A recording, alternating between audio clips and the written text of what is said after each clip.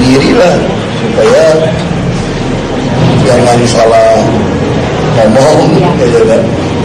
Karena kalau petahana kan cuma minta, ini kan kita minta kepada masyarakat untuk izinkan kami menyelesaikan perjuangan yang kami lakukan, itu aja sih. Serupa dengan pasangan calon lainnya, pasangan nomor urut 3 Anies Sandi menyatakan tidak ada kesiapan khusus, bahwa kesiapan debat sudah berjalan saat memulai berkarya, bukan seperti menghadapi ujian tesis. Anies menyebutkan bahwa apa yang sudah dikerjakannya selama ini adalah kesiapan untuk debat. Kita diskusi beberapa tema-tema kebijakan dengan pakar dan para praktisi, terutama mereka yang pernah berada di birokrasi gitu. Tapi itu juga diskusi ringan, karena memang waktunya juga pasti pendek, tidak mungkin seperti memberi kuliah 90 menit kan enggak. Debat rencananya akan digelar sebanyak 3 kali, diawali tanggal 13 Januari, 27 Januari, dan 10 Februari 2017. KPU sendiri mewajibkan setiap pasangan calon untuk menghadiri debat dan telah menyiapkan sanksi bila salah satu kandidat tidak menghadiri debat kandidat. Tim Liputan, Metro TV. Gubernur nonaktif Basuki Cahayapurnama siap menjalani sidang kelimanya Selasa mendatang sebagai terdakwa kasus dugaan penodaan agama. Ahok mengaku tidak memiliki persiapan khusus untuk persidangan yang beragendakan mendengarkan keterangan saksi pelapor. Ahok menyatakan hanya akan mendengar berkas akhir pemeriksaan yang akan dibacakan jaksa penuntut umum. Ahok juga enggan mempermasalahkan saksi-saksi yang akan kembali dihadirkan oleh JPU dari kejaksaan. Rencananya akan ada 6 saksi yang akan dihadirkan pada Selasa depan. Ya biasa sih tim masih siapin data-data, ya kan? Karena kan kemarin juga sepertinya kita kan baca BAP-nya, dengerin aja. Itu aja sih. Menanggapi kasasi yang kemarin yang kredibilitasnya masih Kamu tanya pengacara aja deh. Kita akan kembali saat lagi dengan berita internasional. Badai salju yang menerpa di sejumlah negara ini mengganggu. Debat kandidat pemilihan gubernur DKI Jakarta akan digelar pada tanggal 13 Januari mendatang di Hotel Borobudur, Jakarta. Debat akan bertema pembangunan demokrasi dan pemerintah yang efektif. Ketua KPU DKI Sumarno mengungkapkan 3 isu yang akan diangkat dalam debat Cagup-Cawagup DKI 2017, ialah masalah birokrasi, pendidikan, dan transportasi di Jakarta. Tema pada debat pertama adalah pembangunan demokrasi dan pemerintah yang efektif. Ketiga pasangan calon gubernur dan wakil gubernur wajib mengikuti debat kandidat yang digelar oleh KPU DKI. Debat ini bertujuan sebagai informasi bagi masyarakat terkait dengan berbagai program dan kapabilitas yang dimiliki masing-masing kandidat.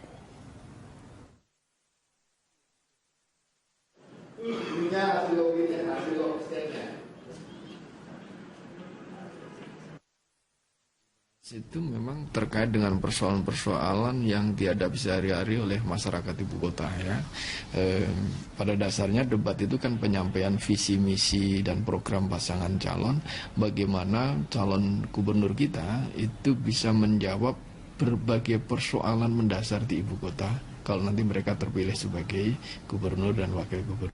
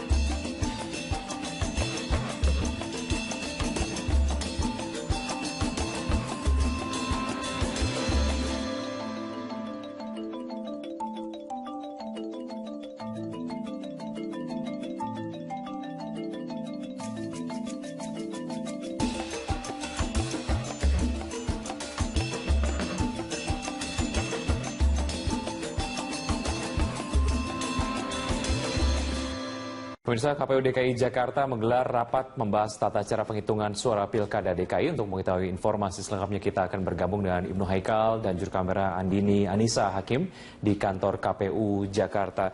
Ya, Haikal, apa yang menjadi prioritas KPU DKI dalam tata cara penghitungan suara yang disampaikan hari ini?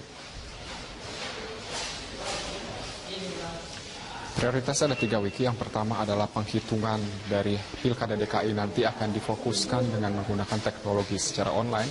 Artinya setelah dilakukan penghitungan suara nanti seluruh panitia ad hoc akan langsung menginput data dari masing-masing bilik suara ke website terpusat oleh KPU. Jadi nantinya dalam waktu cepat seluruh hasil pemilihan di setiap wilayah kecamatan dan juga RT RW dapat langsung terekapitulasi secara online oleh pihak KPU DKI Jakarta.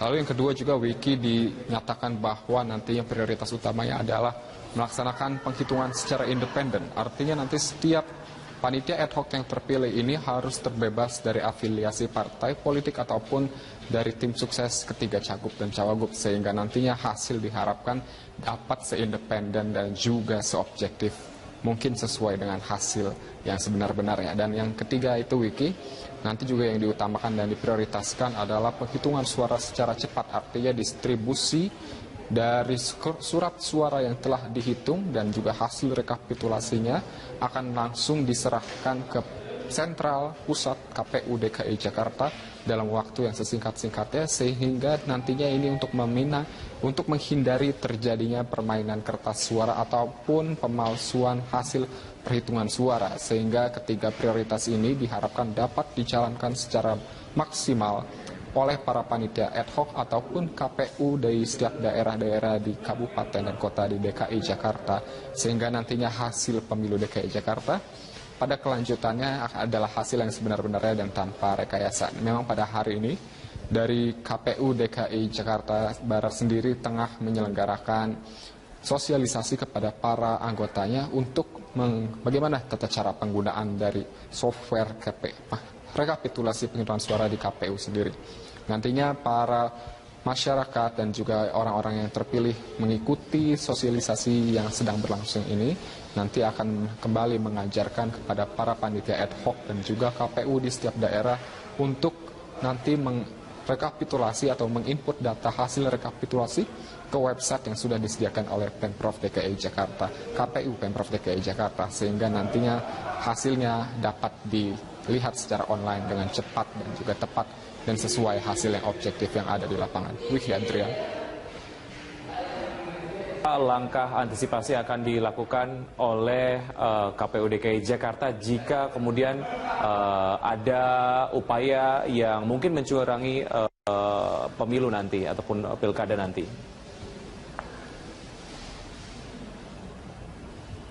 Ya, Wiki, untuk menghindari terjadi kecurangan baik itu dalam hal pencoblosan ataupun dari hal rekapitulasi suara, nantinya Pemprov DKI Jakarta dan juga KPU tengah menyelenggarakan beberapa program prioritas. Itu yang pertama adalah distribusi logistik yang diadakan dengan cara yang sangat cepat, yaitu nantinya distribusi kertas suara ini baru akan tiba di setiap bilik suara ini H-1 atau H-24 jam.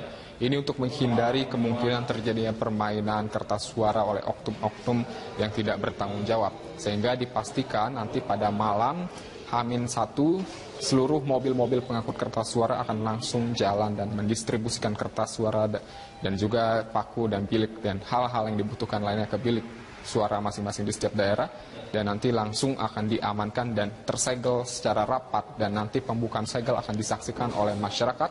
Semua SOP-nya sudah diatur sehingga ini nanti dipastikan bahwa tidak ada satupun kertas suara yang sudah dicoblos sebelum dibuka oleh para pemilih yang sah.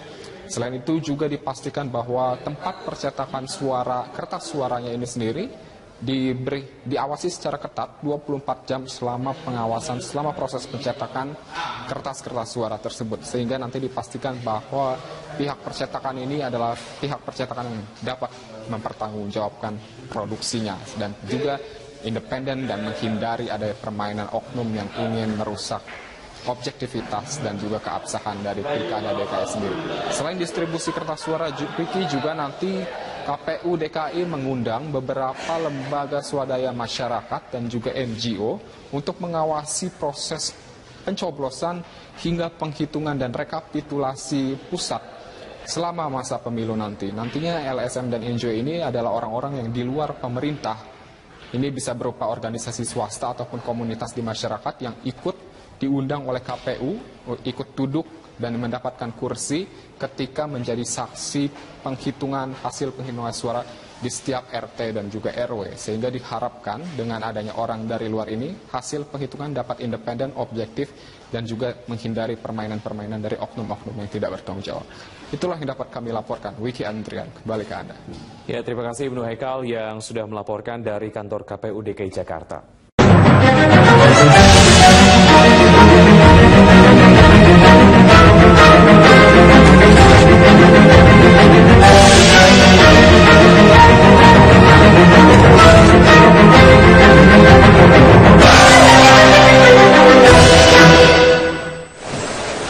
Pemirsa, Presiden Jokowi mengamini keputusan Panglima TNI Gatot Nurmantio yang memutuskan hubungan kerjasama dengan Australian Defence Militer karena dianggap telah melecehkan Pancasila. Ya, Presiden menyatakan telah menyerahkan proses penyelesaian kepada pihak TNI. Presiden Joko Widodo sebelumnya juga sudah menerima laporan langsung dari Panglima mengenai insiden pelecehan Pancasila yang dilakukan Satuan Militer Australia saat latihan bersama. Peristiwa terjadi saat Kopassus sedang mengajarkan bahasa Indonesia kepada pasukan Australia. Presiden Jokowi menekankan sudah seharusnya kedua pihak, baik Australia dan Indonesia, tidak saling mengintervensi urusan internal negaranya. Ia juga menegaskan keputusan tersebut perlu dilakukan untuk menjaga nilai dan prinsip Indonesia.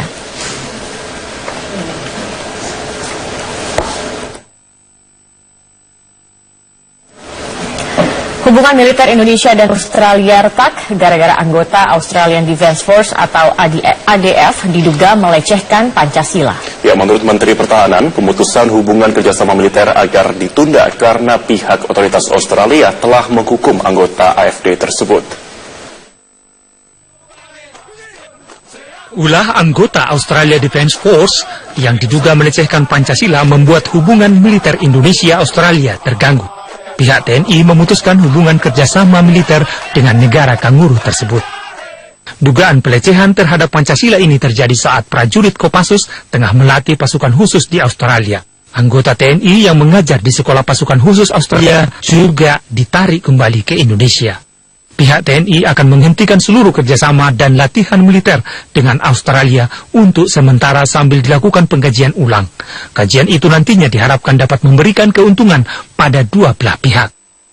Menanggapi masalah hubungan Indonesia-Australia, Menteri Pertahanan RI menyatakan pemutusan hubungan kerjasama militer agar ditunda karena pemerintah Australia telah meminta maaf kepada pemerintah Indonesia. Ya udah, kita yang penting planning dulu, yang penting jaga hubungan baik lah antar negara. Jangan gara-gara cuma coro-coro nggak jelas tuh kayak hubungan negara tidak bagus ya. Para menteri sudah ke presiden, segala saya baik sekali. Dan gara-gara orang-orang yang nggak jelas itu jadi kita tidak bagus ya. Nah, itu harus kita perhatikan lah. Ya, kemana-mana kita perlu kawan sekarang.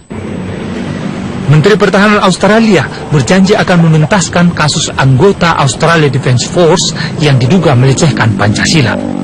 Hubungan Indonesia dan Australia kerap mengalami ketegangan akibat sejumlah isu sensitif. Tidak hanya persoalan militer dan diplomasi, namun juga terkait masalah hukum dan kemanusiaan, mulai dari kasus ajang lomba menembak, masalah imigran, hingga kasus eksekusi mati terpidana narkoba asal Australia pada tahun 2015. Tim Liputan Metro TV. Dan meski bertetangga, hubungan Indonesia dan Australia sering mengalami ketegangan akibat sejumlah isu sensitif. Tidak hanya persoalan militer dan diplomasi, namun juga terkait masalah hukum dan kemanusiaan.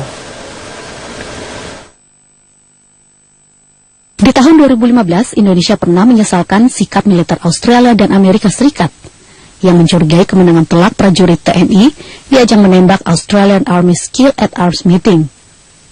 Australia sempat meminta senjata SS-2V4 dan pistol G2 buatan Pindad dibongkar, namun ditolak oleh Indonesia.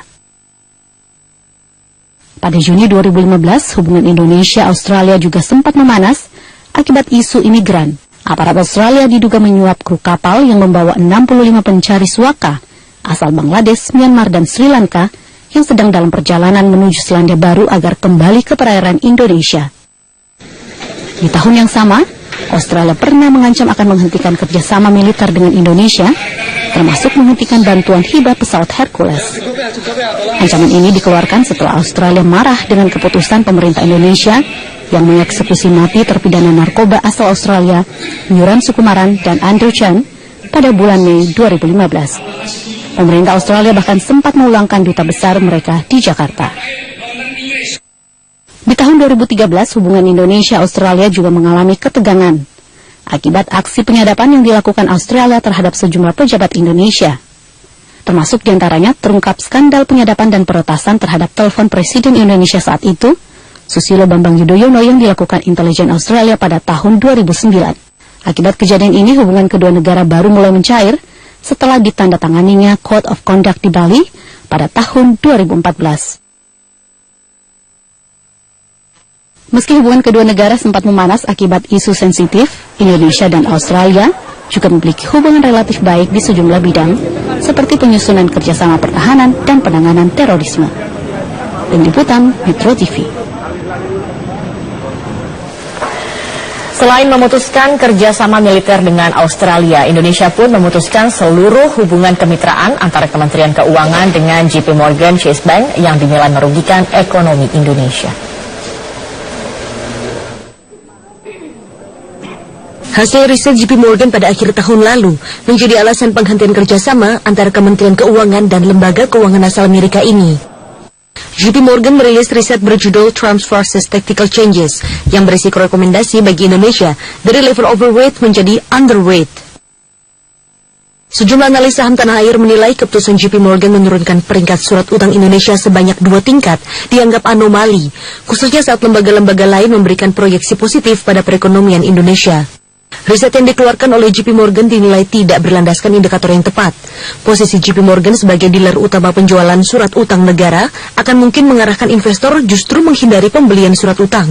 Seperti Turki gitu. Turki juga dikategorikan sebagai emerging market sehingga memang ratingnya juga di downgrade dari neutral menjadi underweight. Kita lihat Turki sendiri, kita tahu ekonominya juga mungkin masih so-so begitu-begitu aja, plus mereka punya risiko politik kan, kemarin sempat ada kejadian kudeta gagal itu kan. Apakah Indonesia disamakan dengan kondisi seperti itu? Yang notabene mungkin domestiknya relatif masih, ya rupiah kita tahu masih ada di tingkat nomor 2 terbaik gitu ya, manajemen ekonominya relatif masih oke. Menteri Keuangan Sri Mulyani menyebut hasil riset JP Morgan menyebabkan misleading di pasar. Pasalnya sepanjang tahun 2016, kondisi ekonomi Indonesia cenderung stabil dengan level inflasi terjaga dan kurs rupiah terjaga di level 13.300. Dalam hal ini tidak menutup diri, atau dalam hal ini kami membuka diri bahkan terhadap semua kritik dan positive assessment, karena itu penting buat kita untuk memperbaiki diri. Namun juga lembaga-lembaga apalagi yang memiliki nama besar memiliki tanggung jawab yang luar biasa penting juga untuk menciptakan psikologi yang positif. Bukannya melakukan apa yang disebut misleading dalam hal ini. Selain pemutusan kontrak sebagai dealer utama penjual Sun, JP Morgan Chase Bank juga kehilangan kontrak sebagai bank persepsi untuk program pengampunan pajak. Sebelumnya pada tahun 2015, pemerintah melalui mantan Menteri Keuangan Bambang Brojonegoro sudah pernah menegur dan memberi sanksi bagi JP Morgan. Salah satu lembaga keuangan terbesar di Amerika ini pernah merilis 2 hasil riset atas perekonomian Indonesia pada Agustus 2015. Dari Jakarta, Clementia Michelle, Metro TV.